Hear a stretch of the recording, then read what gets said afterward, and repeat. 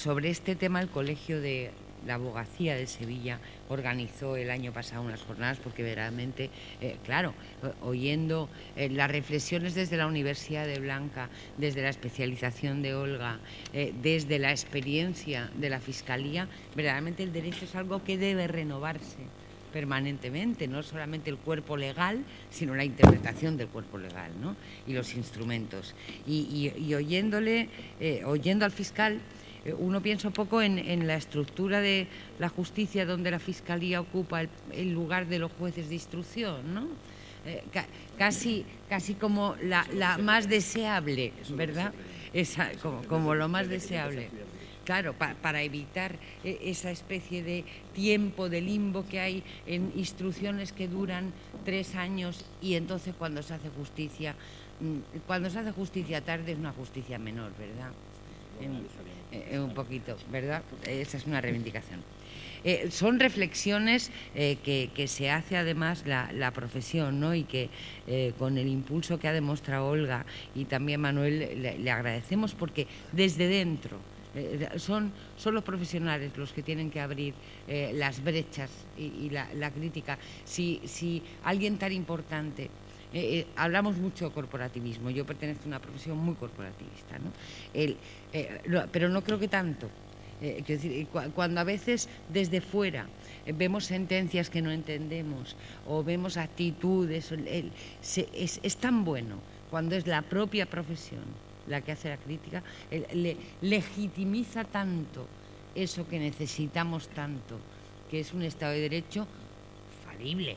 Porque aquí no venimos, no vamos a saltar los cielos, no vamos a hacer un mundo perfecto, pero sí lo más posible, ¿no? Lo menos horrible, ¿no? Como decía Manuel Pérez Cuajares, que es el último y que decía al final, bueno, pues sí que han hablado muchísimo, pero seguro que nos va a decir muchísimas cosas. Él es abogado, es diputado segundo de la Junta de Gobierno del Colegio de Abogacía de Sevilla, es la persona que va a conseguir que se llame de abogacía, ¿verdad? Y no de abogados. Tiempo ya es abogacía. Ya ponen abogacía. Ocurre que hay un problema formal de estatutos, no es tan fácil de repente cambiar un nombre, hay que cambiar los estatutos, se exige una asamblea general, pero las comunicaciones del colegio ya de hace tiempo es abogacía de Sevilla. Los estatutos son como los reglamentos, lo de toda la ley, que yo me quedo con el reglamento, ¿verdad? Es licenciado en Derecho por la Universidad de Sevilla en 1992, dedicado al derecho penal desde sus comienzos, ha intervenido en todo tipo de asuntos penales, en todos los tribunales nacionales, en defensa de los intereses de sus clientes particulares, organismos públicos y empresas. Él es especializado en penal económico, coordinador y profesor de Derecho Penal y Procesal Penal de la Escuela de Práctica Jurídica del Ilustre Colegio de la Abogacía de Sevilla de 2007 a 2015, interviniendo igualmente en numerosas ponencias, conferencias y cursos en el ámbito del Derecho Penal y Procesal Penal. Ha formado parte varias veces en los tribunales de las pruebas de acceso de la abogacía, y eso me parece muy importante, ¿no? Cuando uno, porque los currículum hemos tenido que acortar, todos ustedes tienen unos currículum extraordinarios, ¿no? Pero es cierto que formar parte de las pruebas de acceso, uno, sabes quién viene y sabes qué pides, ¿no? Me parece importantísimo. Miembro de la Junta de Gobierno del Colegio de Abogados de Sevilla desde 2006 hasta la actualidad, presidente de la Comisión de Derechos Humanos del Colegio y cofundador del turno de oficio de delitos de odio y discriminación del ICAS. Miembro de la UEAP, Unión Española de Abogados Penalistas, tutor en la Clínica Legal en Derechos Fundamentales de la Universidad de Sevilla. El año 2012 fue distinguido por el Consejo General de la Abogacía Española con la medalla al mérito en el servicio a la abogacía. Así que, Manuel, terminamos porque además la abogacía ante los delitos de odio. Quiero decir que algo muy práctico además, ¿no? ¿Cuál es el papel, ¿no?, del abogado defensor? En principio pasar por caja. Quiero decir, hablábamos que una de las razones que puede hacer que muchas personas no denuncien es por falta de recursos o por miedo a invertir un dinero que al final les dé mucha frustración, ¿no? Pues, gracias, Mercedes, por su presentación. Muchas gracias al Ayuntamiento, directora general, Pablo, a la asociación, por supuesto a los compañeros que me han precedido en esta mesa, fantástica mesa, y a todos ustedes por estar aquí durante tanto tiempo, y son las 7:30, llevamos ya tiempo y estaré cansado. Yo voy a intentar ser muy breve, entre otras cosas porque, como bien decía mi amigo Enrique, si no sabía qué decir él, pues yo ya casi me levanto y me voy, todos lo han dicho, o prácticamente todo, y voy a procurar ser bastante explícito. La ponencia que yo he realizado, que además la llamo la abogacía ante los delitos de odio, lo que yo he pretendido con esta ponencia es ser bastante pragmático, práctico, que en realidad creo que me define como yo soy, y trasladar lo que es, bajo mi punto de vista, la importancia de la abogacía en este tipo de delitos y la importancia de la asistencia letrada en este tipo de delitos. Y la importancia también de la formación y de la especialización de los compañeros, que por eso se creó, tuvimos la suerte, Olga y yo, de poner en funcionamiento ahora 2 años el turno específico de delitos de odio en el Colegio de Abogados. No existía, existían los turnos generales y los que ya llevan mucho tiempo, de menores, de extranjería, de violencia, pero vimos la necesidad, tanto Olga como yo, a través de la Comisión de Derechos Humanos, de poner en funcionamiento este turno específico de delitos de odio y discriminación. La ponencia que he hecho, como digo, va sobre la base de esta asistencia letrada. La asistencia letrada, como toda asistencia, y todos lo sabemos, no hace falta ser jurista, más allá de que es una garantía constitucional, evidentemente todos tenemos, forma parte de la tutela judicial, forma parte del derecho de defensa, reconocida en nuestra propia Constitución, y todos sabemos, pues ya es algo que todo el mundo conoce, que cualquier víctima de cualquier delito puede personarse en esa causa que se forme. De hecho, lo primero que se hace a través de la Ley de Enjuiciamiento Criminal 109 y 110, pues es hacer ese ofrecimiento de acciones, donde se le dice a una víctima: mire usted tiene derecho a personarse en la causa, no es necesario que lo haga y que usted no tiene por qué renunciar a sus derechos si no se persona, pero tiene usted derecho a esa personación. Y yo un poquito lo que vengo a ver es la importancia de esa personación, lo que nos da, no solo desde el punto de vista general, como digo, de la garantía constitucional, sino también desde, y lo voy a enfocar un poquito también, desde el Estatuto de la Víctima. La importancia del Estatuto de la Víctima, que se creó con una ley, la Ley 4, si no recuerdo mal, de 2015, de abril creo que fue, 27 de abril, y que precisamente lo que viene es a darnos un algo más, como yo pongo en esta proyección, una protección más allá de esa personación, de ese derecho constitucional, que es la posibilidad de conseguir una reparación del daño, pero minimizando los efectos secundarios que todo proceso penal tiene para una víctima. La personación nos permite tener una participación activa en el proceso, colaborar, no solamente ser meros observadores como víctimas, sino participar a través de esa asistencia letrada. Nos permite aportar información y fuentes de pruebas relevantes para el caso, evidentemente si estamos personados a través de nuestra asistencia letrada. Nos permite recurrir a un sobreseimiento que se puede producir y con el que el fiscal en un momento dado personado pueda estar conforme y nosotros podamos recurrir ese sobreseimiento de esa causa o ese archivo de esa causa. Nos permite también una cosa importante que la gente desconoce, que es participar en determinados delitos en la ejecución de la pena. Determinados delitos graves o delitos específicos, libertad sexual, libertad física, en fin, una serie de delitos que se contemplan, cabe la posibilidad incluso de que en ejecución de sentencia, cuando ya se ha dictado una sentencia y el juez de vigilancia penitenciaria pueda decir en un momento dado que va a conceder un beneficio al reo, una progresión de grado a tercer grado o una libertad condicional, tiene la obligación de notificar a la víctima que puede pronunciarse en relación, sobre todo, como digo, en determinados delitos donde, de afectación de la integridad física, personal o sexual de la persona, tiene esa posibilidad de intervenir. Y, por supuesto, tiene derecho al reembolso a las costes y a los gastos procesales, además, si se produce una sentencia condenatoria, con lo cual se cubriría un poco este problema. Problema que, no obstante, y por eso también, si la persona tiene derecho a la justicia gratuita, tiene el turno, que ya ha explicado antes Olga perfectamente, y a través de la página web, para poder acceder y tener un profesional que además estamos intentando formarlo, especializarlo, y estamos haciendo cursos continuos, porque yo creo que es necesario que exista una especialización en este tipo de delitos. ¿Cuáles son los fines que busca la asistencia letrada, o que yo entiendo que un abogado debe de intentar conseguir en todo tipo de procedimientos en los que intervenga, y específicamente en los delitos de odio? Bajo mi punto de vista, hay una doble función fundamental. La primera, conseguir un ejercicio eficaz de la acción penal, es decir, procurar que exista prueba de cargo suficiente que lleve al resultado de una sentencia condenatoria. Es decir, que esa víctima se vea resarcida en cuanto que se hayan aportado elementos de prueba suficientes que la persona finalmente que juzga, pues en este caso, pueda dictar una sentencia condenatoria en base a esos hechos. Pero además tienes que intentar conseguir, y de ahí la importancia de la especialización y de la formación, que se respeten los derechos de la víctima. Que más allá de que se consiga que exista una sentencia condenatoria, se pueda conseguir la reparación de ese daño sin efectos traumáticos, lo que antes Olga decía como buen criterio, lo que era esa doble victimización o esa victimización secundaria, que todo proceso penal, la víctima de un proceso penal va a sufrir un trauma, y eso es algo que se ve en todo tipo de delitos, existe con los menores, existen las cámaras de Gesell, es decir, la posibilidad de que la víctima no tenga que enfrentarse, estamos avanzando, porque hasta hace muy poco la víctima de este delito tenía que ir a declarar las veces que fuera necesaria, enfrentarlo con el agresor un montón de veces, tener que pasar, y todo eso es lo que a través del Estatuto de la Víctima se está procurando conseguir. Y para esto, como yo pongo ahí, es imprescindible especialización en la materia, sin duda. El Colegio de Abogados, a través de la formación, o de abogacía, antes lo digo, Hierro, está procurando estos cursos de formación.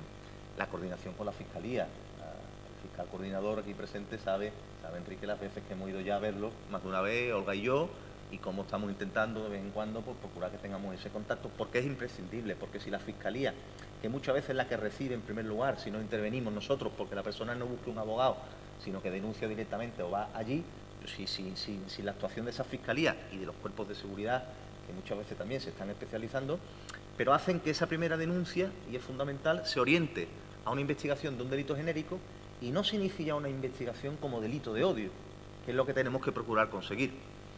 ¿Y cómo se consigue eso? La prueba en los delitos de odio es absolutamente fundamental, porque tenemos que acreditar, como ha dicho, somos nosotros el que viene como acusado no tiene que probar su inocencia, tenemos nosotros que aportar elementos de prueba de que estamos en presencia de un delito de odio. Y para eso yo he puesto aquí lo que se denominan indicadores de polarización. Estos surgen a raíz de una sentencia muy famosa del año 2015 del Tribunal de Justicia Europeo, que es la sentencia Palas contra Hungría. Son hechos objetivables que ya nos ponen en la senda, en el camino de que podemos estar en presencia de un delito de odio. Bueno, yo los he narrado, pues podemos verlo brevemente. La percepción de la víctima es fundamental, no es definitiva. Antes comentaba el fiscal que la percepción puede ser la de la víctima, pero puede que realmente no estemos en presencia. Pero yo creo que es un punto de partida importante la percepción que tenga esa víctima de que en realidad esa agresión o esa afectación al derecho que fuera o ese delito que se ha cometido puede venir por la senda de un delito de odio. Bajo mi punto de vista, yo he puesto que para mí es suficiente para que se inicie al menos una investigación como delito de odio. La pertenencia del grupo o colectivo vulnerable, incluso por asociación o por error, algo fundamental. La pertenencia a esos colectivos minoritarios de esa persona agredida o ofendida puede ser un indicador evidentemente de que estemos ante un delito de odio. Las expresiones o los comentarios. Muchas veces van acompañados las actitudes hostiles de un comentario, de una expresión, y además es muy común que esa persona, normalmente cobarde, que ofende, acompañe su acción con una expresión o con un comentario. Antes lo ha dicho Enrique, no solo les pegó, sino le dijo, puto maricón, bájate, te voy a dar. Evidentemente. ¿Por qué digo esto? Porque todo esto, el letrado que asiste, y es importante también que lo sepáis todos, debe de recogerse incluso textualmente cuando se pone una denuncia en el atestado. No pasarlo por alto, sino entrecomillarlo y decir, me ha dicho puto maricón o me ha dicho lo que fuere, en este caso, y que se entrecomille y que se diga. Son indicadores de polarización, de que podemos estar en presencia de un delito de odio. Los tatuajes rojos, ropa, por supuesto sabemos, ahí existe lo que se llama la simbología del odio.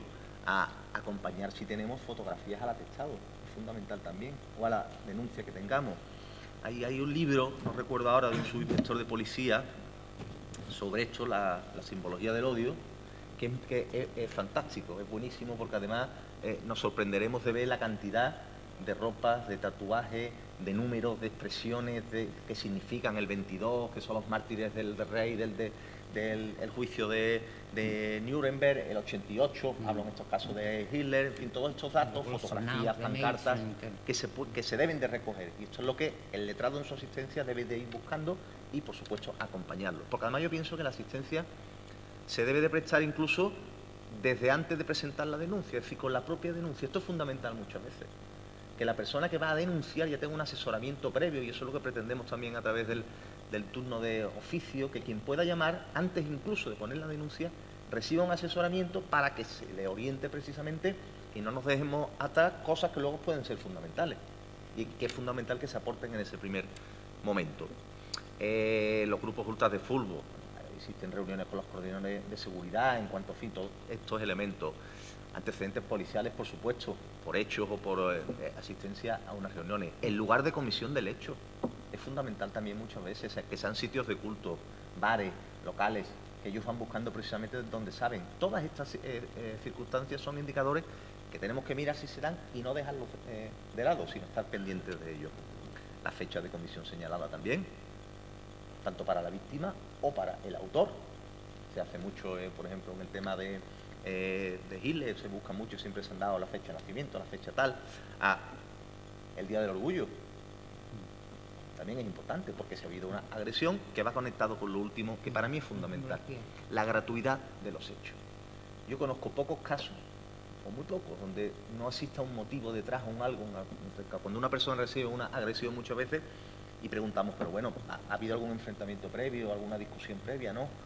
¿Ha habido, lo conoces de algo? No. El trabajo, es vecino, es la familia. No hay otra explicación. Muchas veces la única explicación realmente es tu pertenencia a eso que a mí me mueve, ese prejuicio precisamente que es el que motiva el hecho discriminatorio y provoca el delito de odio.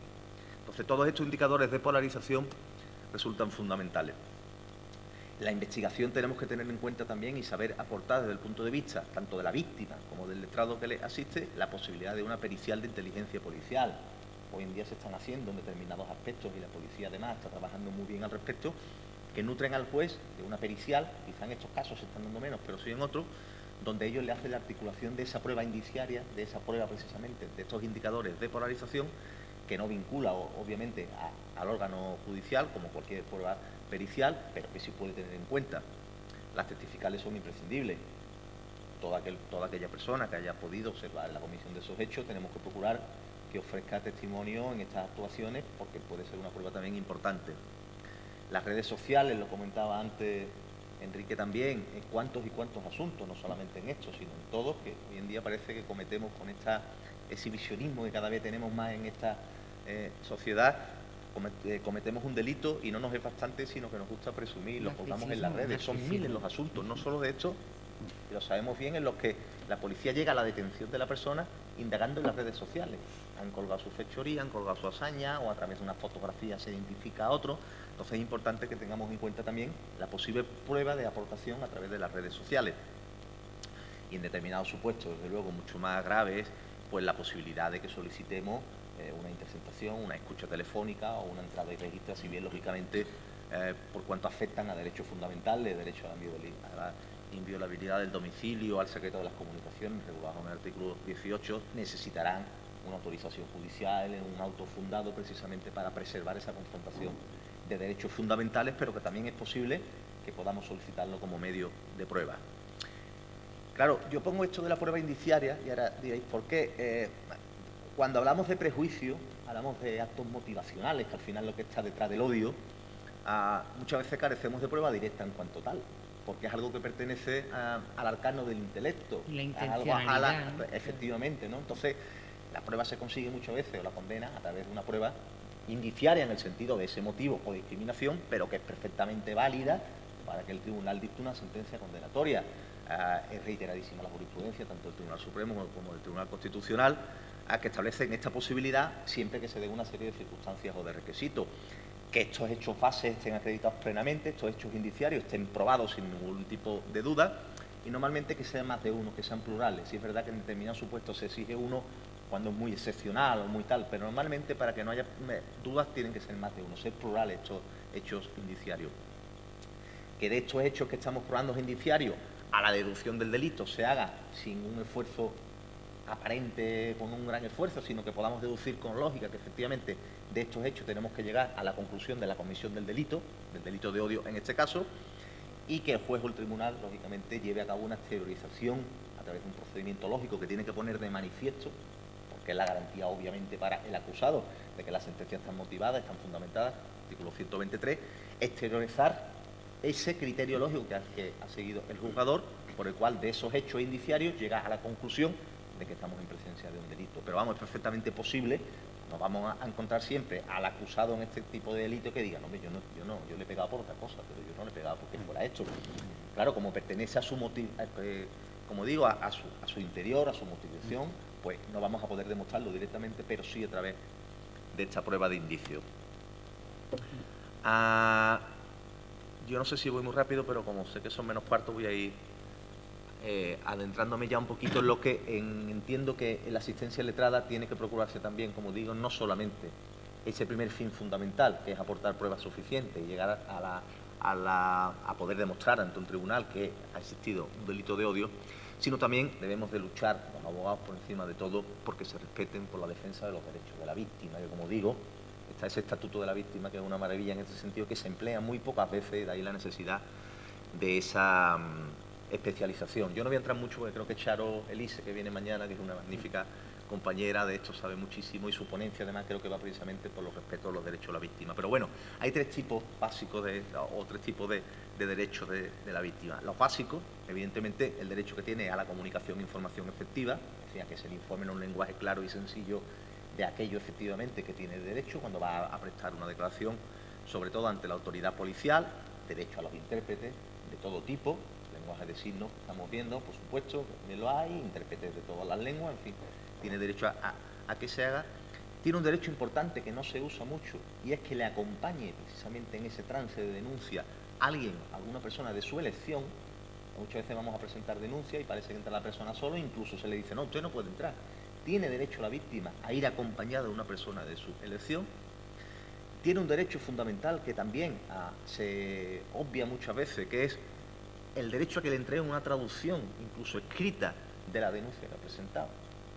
Y si no se la facilitan, fíjate hasta qué punto el estatuto protege, puede recurrir esa decisión ante el juez. Al idioma que sea. Ante el juez. Al idioma que sea. Sí. Derecho a la traducción gratuita, y puede pedirla, y si el cuerpo del policial que la atienda le niega o algo, puede recurrir esa decisión ante el juez.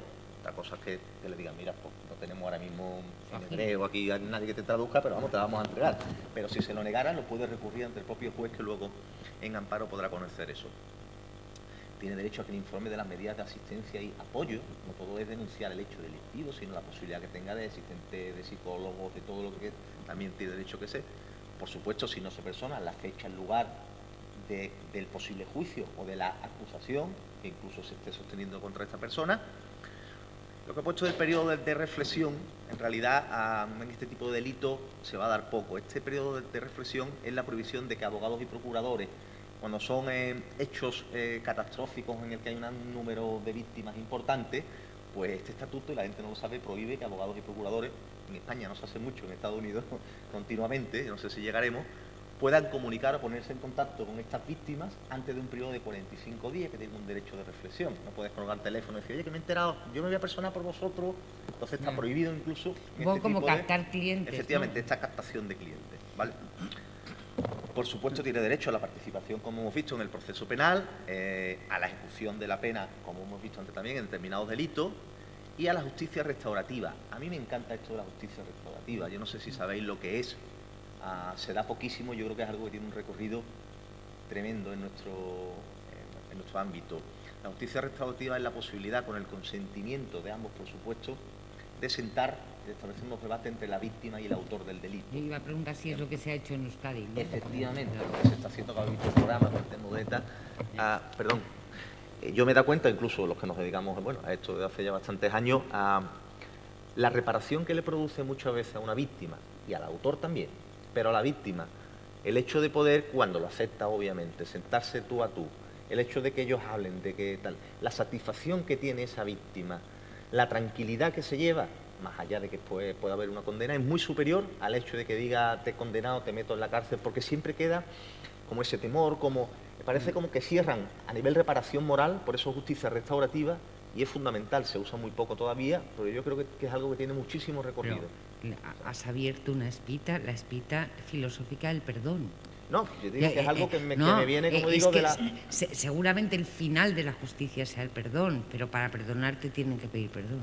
No, lo primero que pongo tiene que haber consentimiento mutuo. Evidentemente no te voy a obligar a llevarte ni yo a pedir perdón, ni no. Yo quiero pedir perdón y yo quiero quizás dártelo. Vamos a sentarnos, vamos a hablar, en esos debates que además son absolutamente privados, confidenciales y no pueden trascender, y no se quedan entre ellos.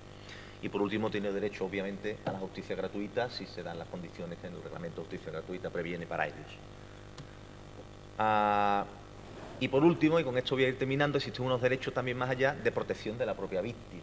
Es decir, el hecho, también desconocido por muchos, de que desde el mismo momento que suceden se adopten medidas cautelares ya por los funcionarios, por los juzgados, que garanticen la vida, la integridad física, la libertad, la seguridad, la indemnidad. Es decir, se adoptan medidas cautelares desde el mismo momento, órdenes de protección, órdenes de alejamiento, es decir, todo aquello que se tiene que adoptar para garantizar, obviamente, todos esos derechos de la víctima.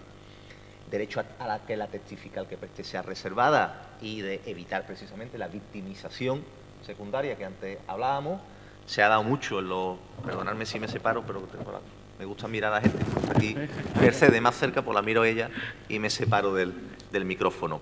En los menores se utiliza mucho la cámara de Gesell, creada hace ya algunos años por un psiquiatra americano, que es precisamente la posibilidad de que no le intervenga, de que el abogado, muchas veces los abogados nos hemos quejado cuando ejercemos el derecho de defensa, que decimos, no puedo interrogar, yo no puedo interrogar directamente a esa persona, sino a través de un profesional, de un psicólogo, que en un momento determinado, si yo quiero intervenir, porque estoy defendiendo, que también tiene sus derechos a la persona que venga acusada, tengo que transmitir esas preguntas a este profesional, que sabrá a su vez cómo abordar a esta persona que está prestando declaración sin que ella note precisamente los efectos traumáticos, o el hecho de que tenga que ir, como también pone aquí, evitar la difusión de datos, por supuesto, evitar reiteraciones de las declaraciones.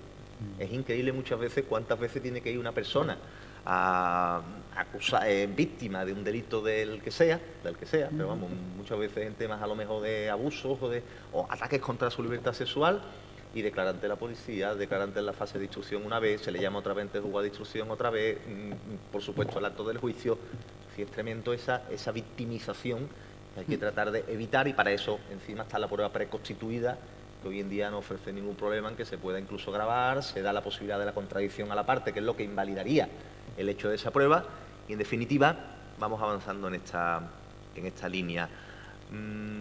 Yo voy a terminar, no voy a decir mucho más al respecto, pero además son las 8 menos 10 y no me gustaría quitar un minuto ¿has dicho una cosa al debate. Sí. Enrique, si una persona, conocida o no, pero que quiere proteger su intimidad y su anonimato, hay una filtración por parte de cualquiera de los estamentos de los que estamos hablando, policía, en un juzgado, se puede denunciar. ¿quién es el responsable? Es decir, la famosa custodia que tiene... El problema de descubrir... ¿No? El que lo difunde, pero si no se sabe... Vale, pero si yo dirijo algo y alguien de mi departamento ha filtrado, yo soy responsable directa. Cuando en un juzgado se filtra algo, ¿el juez no es responsable? Yo pregunto, vamos, una inocencia obvia.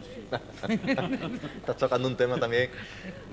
Vamos a ver, por supuesto, tanto los jueces como, ojo, los letrados de la Administración de Justicia, tanto los jueces como los letrados de la Administración de Justicia, que son los responsables de personal y la custodia de la documentación, son responsables precisamente de eso. Ahora bien, si hablamos de un delito de revelación de secretos, los delitos no se cometen por delegación, los delitos se cometen por autoría. Quiero decir, yo tengo que saber quién ha cogido el documento y quién lo ha filtrado.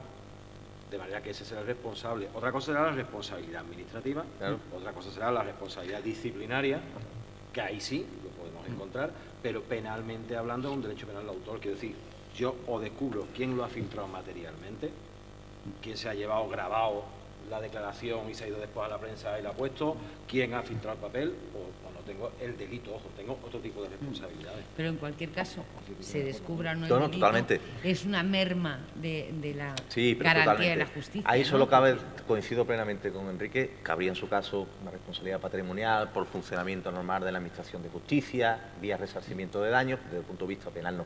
Pero que esto es algo, por desgracia, que vemos todos los días. Yo que estoy, y he estado personal en muchos asuntos de estos mediáticos últimos, políticos, llámalo como sea, es que sale uno de la declaración y ve el periódico digital y está puesta lo que ha dicho, y nos estamos olvidando que las actuaciones son secretas para las partes. No ya porque hay un secreto de sumario, que la gente confunde, que ahí por supuesto hay actividad delictiva. Es que aunque no haya secreto de sumario, las actuaciones son secretas y reservadas a las partes intervinientes en el proceso. Y es tremendo y ya algo que nos hemos acostumbrado. Convocatorias a veces claro, es lo que yo llamo pena de pasillo. Que pero bueno, yo por mi parte nada más y muchísimas gracias. Que va a ti, fantástico.